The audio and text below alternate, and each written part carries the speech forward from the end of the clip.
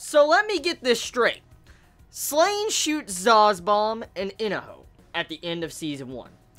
Zazbomb survives a couple bullets to the chest, and Slain saves Zazbomb to save the princess. And so in that entire act of him shooting Zazbomb and Zazbomb luckily living, Slain decided to keep him around because he wanted to use his money and different things like that to keep the princess alive. And which in turn led it to where Zazbomb trusted Slain.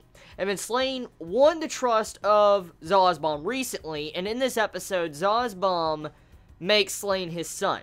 Or I guess, foster son. And at the end of this episode, Slain decides to shoot some bullets at Zazbomb, kills him, and takes the title of Count of one of the Orbital Knights. The fuck, Slain? Like, oh my god. So, this is, Betrayalception. Just Betrayalception. Holy shit. So, pretty much, the entire objective here, to put it in simple terms, Slain used Zazbomb like a fucking fiddle. That's pretty much what happened. And Slain used him to heal the princess. So, yeah.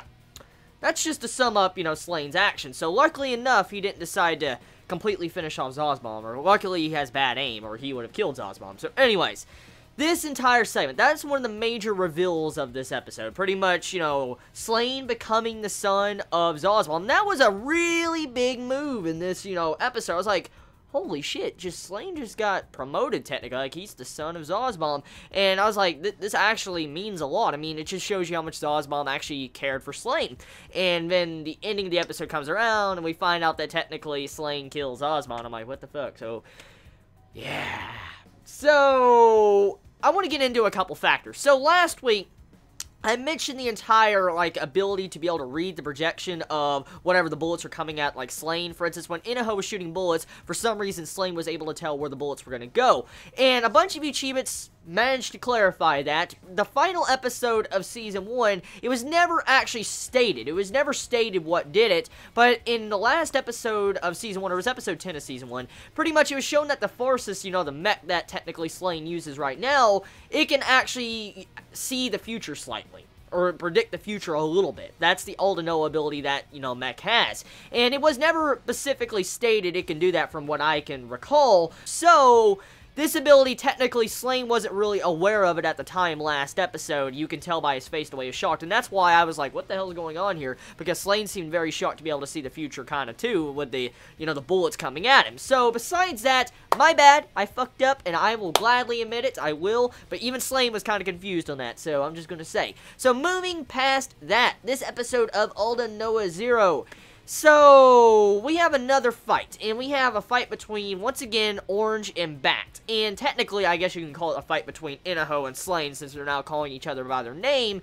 And all those Inaho Slain fans, whatever side you're on, I bet a lot of you right now are just eating this episode up, because you get to see both characters pretty much beating the shit out of each other, fighting each other, and both of them are incredibly intelligent. Like, I'm going to dive into this. So, apparently, as I stated in my last review of aldnoah.zero, Inaho is a human lie detector. He's a little bit part robot now since he has that eyeball. He's a lie detector, and he can actually force his certain brain cells to think in certain patterns, which was revealed in this latest episode of aldnoah, and I'm like, what the fuck, what? So, pretty much, Inaho can use that eye even further to manipulate, his brain cells, and I'm like, okay.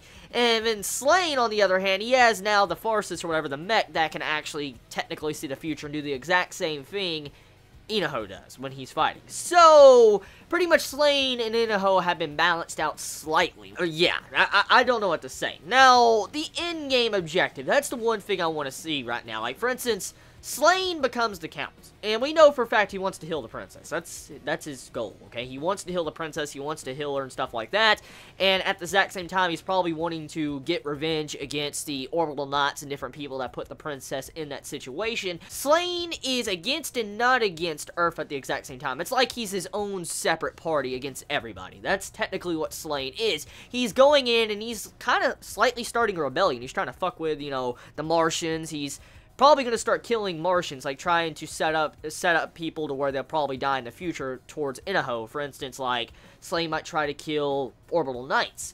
we'll have to see how that goes. But episode of aldnoah.zero, I mean, it's not complicated. Nothing really complicated about this episode. And I mean, for the most part, it's a very simple episode. Like I said, it covers Zosbom appointing Slain as his son. Like I said, majority of us are probably shocked about that. I was like, what the fuck is going on here? Because technically, Zosbom, you got shot by Slain. Why the fuck you would do? No! No matter how much trust I have in someone, I'm not gonna put my 100% trust in someone to name them my son after he put bullets in me. I'm like, no. So, overall episode, it's okay. It's a good episode. I like the music, as always. When it comes to aldnoah, the music, that's one of the main highlight points of this series. The music is so kick-ass. When you see the Inaho and Slain scene when they're going around the freaking meteors, and when you see Zosbom go in with his, mech, and you just see them fighting and shit, oh, dude. I can never get enough of that music. That music is just too damn kick-ass for me. And past that, I guess the animation, for the most part, it was okay. I noticed that they used a lot of CGI in this episode. The CGI looks nice. The CGI in aldnoah.zero usually looks nice, so there's no problems at all with the CGI. But I noticed they used a lot of CGI instead of actual, frame scenes like standard animation. So most likely they're saving budget with this episode for future endeavors. For instance, like maybe 5 episodes down the road when something really crazy goes down. So this is more of a budget-saving episode if I think about it like that. Tell me your thoughts in the comments below. How do you feel about Slain now being Count Slain, or Count Zosbom Slain? How do you feel about that? Shoot. And how do you feel about Inaho being able to manipulate his brain cells to where he can slightly control them? And how do you feel about, Slain technically being able to predict the future with its forces? Let me know. Love y'all. You have a wonderful day or night, wherever you live. Please be safe. Chibi out.